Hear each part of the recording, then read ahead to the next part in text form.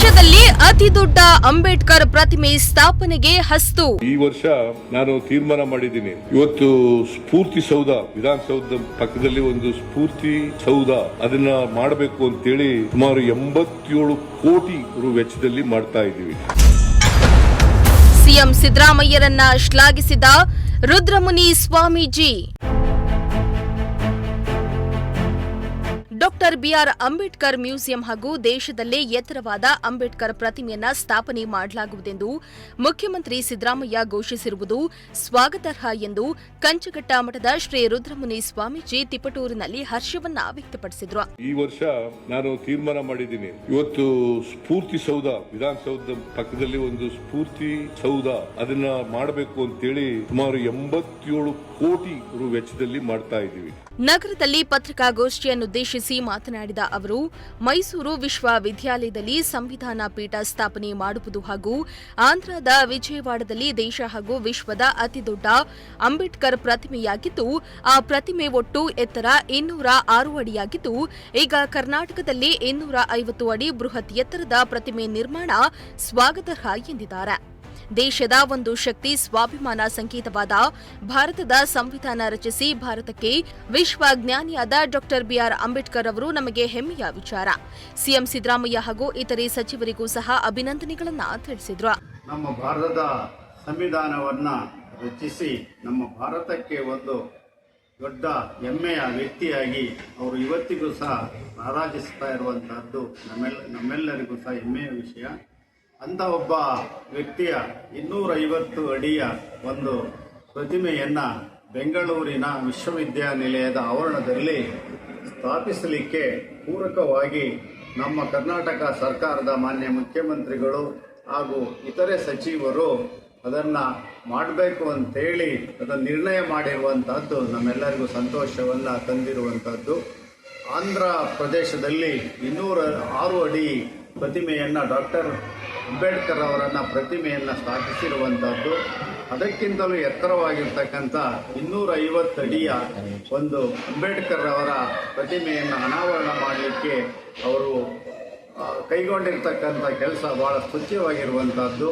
ಅದರ ಜೊತೆಗೆ ಅಂಬೇಡ್ಕರ್ ಅವರ ಜೀವನ ಸಂದೇಶವನ್ನು ಸಾರ್ತಕ್ಕಂಥ ಎಲ್ಲ ವಿಷಯಗಳನ್ನು ಸಹ ಆ ಒಂದು ಪ್ರದೇಶದಲ್ಲಿ ನಿರ್ಮಾಣ ಮಾಡ್ತಾ ಇರುವಂತದ್ದು ನಮಗೆಲ್ಲ ಸಂತೋಷ ತಂದಿದೆ. ಕರ್ನಾಟಕ ಭೀಮಸೇನೆ ತಾಲೂಕು ಅಧ್ಯಕ್ಷರಾದ ಮಂಜುನಾಥ್ ಅಂಜನಪ್ಪ ಮಾತನಾಡಿ, ತೆಲಂಗಾಣ ರಾಜ್ಯದಲ್ಲಿ 125 ಅಡಿ ಎತ್ತರ ಮತ್ತು ಆಂಧ್ರದಲ್ಲಿ 206 ಅಡಿ ಎತ್ತರದ ಅಂಬೇಡ್ಕರ್ ಪ್ರತಿಮೆ ನಿರ್ಮಾಣ ಮಾಡಿರ್ತಾರೆ. ಅದೇ ರೀತಿ ನಮ್ಮ ರಾಜ್ಯದಲ್ಲಿಯೂ 250 ಅಡಿ ಬೃಹತ್ ಎತ್ತರದ ಸಂವಿಧಾನ ಶಿಲ್ಪಿ ಅಂಬೇಡ್ಕರ್ ಅವರ ಪ್ರತಿಮೆ ನಿರ್ಮಾಣ ಮಾಡಬೇಕೆಂದು ನಮ್ಮ ಕರ್ನಾಟಕ ಭೀಮಸೇನೆ ಸಂಘಟನೆ ವತಿಯಿಂದ ಮನವಿಯನ್ನ ಸಲ್ಲಿಸಿದ್ವು. ಅದರ ಪ್ರತಿಫಲವಾಗಿ ಇದೀಗ ಸಿಎಂ ಸಿದ್ದರಾಮಯ್ಯ ಅವರು ಮುಂದಾಗಿರುವುದು ಸಂತಸದ ವಿಷಯ ಎಂದಿದ್ದಾರೆ. ರಾಜ್ಯದ ಎಲ್ಲ ರಾಜ್ಯದ ಎಲ್ಲ ನನ್ನ ಭೀಮ ಮುಡಿಗಳಿಗೆ ಸಿಹಿಯಾದ ಸುದ್ದಿ ಹಾಗೂ ಸಿಹಿ ವಿತರಣೆ. ಕಾರಣ ಏನಪ್ಪ ಅಂದರೆ ಇವತ್ತು ನಮ್ಮ ಕರ್ನಾಟಕ ಭೀಮಸೇನೆ ಮೊದಲನೆಯ ಹೆಜ್ಜೆ ಇಕ್ಕಿದೆ. ಅದು ನಮ್ಮ ಜಯದ ಹೆಜ್ಜೆ ಅಂತ ಹೇಳಕ್ಕೆ ನಾವು ಹೆಮ್ಮೆಯಿಂದ ಹೇಳ್ಕೊಂಡಿದ್ದೀವಿ. ಕಾರಣ ಏನಪ್ಪ ಅಂದರೆ ನಮ್ಮ ತೆಲಂಗಾಣ ಆಗಿರ್ಬೋದು, ಆಂಧ್ರ ಪ್ರದೇಶ ಆಗಿರ್ಬೋದು, ಅದಕ್ಕಿಂತ ಹೆಚ್ಚುವಾಗಿ ಅಂಬೇಡ್ಕರ್ನ ವಿಗ್ರಹನ ನಮ್ಮ ಬೆಂಗಳೂರಲ್ಲಿ, ಅದು ನಮ್ಮ ಹೆಮ್ಮೆಯ ಬೆಂಗಳೂರಲ್ಲಿ ಮಾಡೋಕ್ಕೆ ನಮ್ಮ ಮಾನ್ಯ ಮುಖ್ಯಮಂತ್ರಿ ಸಾಹೇಬರು ಒಪ್ಪಿಗೆ ಕೊಟ್ಟಿರೋದ್ರಿಂದ ಇದಕ್ಕೆ ಜಯ ಮೊದಲಿಗೆ ನಾವು ಕರ್ನಾಟಕ ಭೀಮಸೇನೆಗೆ ಸಿಗಬೇಕು. ಹಾಗೂ ನನ್ನ ಮಾಧ್ಯಮ ಮಿತ್ರರು ಹಾಗೂ ನಮ್ಮ ಸ್ವಾಮೀಜಿಯಾದ ನಮ್ಮ ರುದ್ರಮುನಿ ಸ್ವಾಮೀಜಿಯವರ ಆಶೀರ್ವಾದ ಆಗಿರ್ಬೋದು, ನಮ್ಮ ರೈತ ಸಂಘದ ಅಧ್ಯಕ್ಷರು ರಾಜಣ್ಣವರಾಗಿರ್ಬೋದು, ಮತ್ತು ನಮ್ಮ ಎಲ್ಲ ಮಾಧ್ಯಮ ಮಿತ್ರರು ಮತ್ತು ನಮ್ಮ ಸ್ನೇಹಿತರು ಎಲ್ಲ ಸೇರಿ ಇವತ್ತು ನಾವು ತಿಪ್ಪೂರು ತಾಲೂಕಲ್ಲಿ ಇವತ್ತು ನಾವು ರುದ್ರಮುನಿ ಸ್ವಾಮೀಜಿಯ ಆಶ್ರಮದಲ್ಲಿ ನಾವು ಪತ್ರಗೋಷ್ಠಿ ಮಾಡ್ತಾ ಇದ್ದೀವಿ.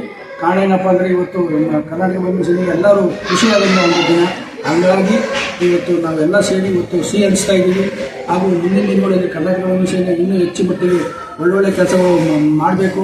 ಮುಂದಿನ ದಿನಗಳಲ್ಲಿ ಮುಂದವರ ಪರ ನಮ್ಮ ಕರ್ನಾಟಕ ಭೀಮಸೇನೆ ನಿಲ್ಲಬೇಕು. ಹಾಗೂ ಮತ್ತು ನಮ್ಮ ಪುತ್ತೂರು ತಾಲೂಕನ್ನು ಇವತ್ತು ಮುಂದಿನ ದಿನಗಳಲ್ಲಿ ಜಿಲ್ಲೆ ಆಗಬೇಕು. ಅದಕ್ಕೆ ನಮ್ಮ ಕರ್ನಾಟಕ ಭೀಮಸೇನೆ ಇನ್ನೂ ಹೆಚ್ಚು ಮಟ್ಟಿಗೆ ಸಹಕಾರ ಕೊಡಬೇಕು ನಮಗೆ.